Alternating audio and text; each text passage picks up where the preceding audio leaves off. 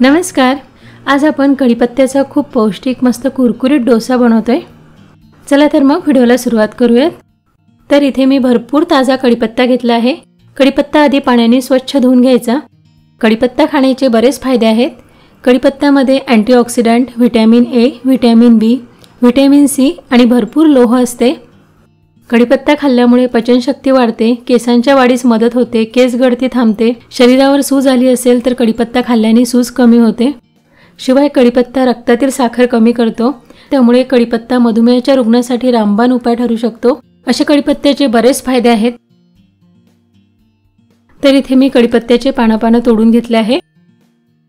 आता मिक्सरच्या भांड्यामध्ये 1 वाटी भरून कढीपत्ता घ्यायचा।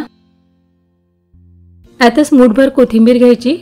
कोथिंबीर घातल्यामुळे डोस्याला रंग छान येतो आणि डोसे चवीलाही छान होतात। त्यानंतर यात 2-3 हिरव्या मिरच्या घालायच्या, अर्धा चमचा जिरं आणि थोडंसं पाणी घालून मिक्सरमधून याची प्युरी करून घ्यायची। हे अगदी बारीक वाटून घ्यायचं। तर बघा अशा प्रकारे मी कढीपत्त्याची प्युरी करून घेतली आहे। आता यात 1 वाटी तांदळाचे पीठ घ्यायचं, अर्धी वाटी रवा आणि पाव वाटी बेसन घ्यायचं। बेसन घातल्यामुळे डोस्याला बाइंडिंग चांगली येते।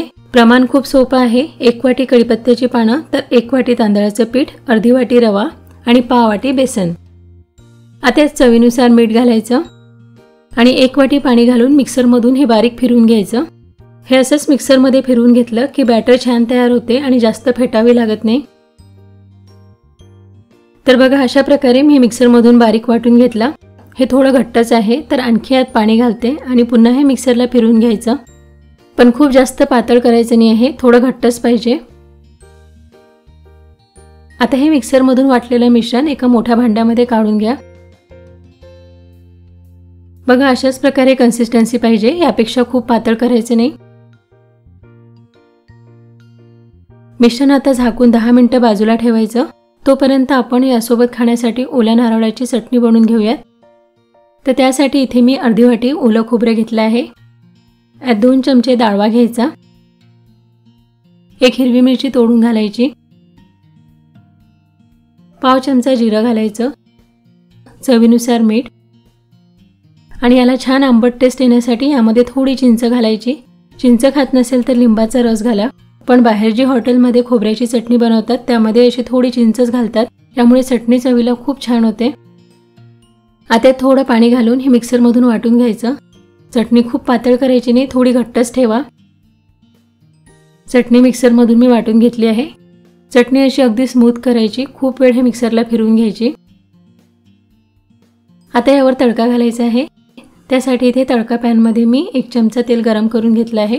तेल चांगलं कडकडीत गरम झालं की यात पाव चमचा मोहरी घालायची, पाव चमचा उडदाची डाळ, थोडी चण्याची डाळ घालायची, पाव चमचा जिरं घालायचं, 4-5 कढीपत्त्याची पानं घालायची। आता तडका चटणीवर घालून घ्या।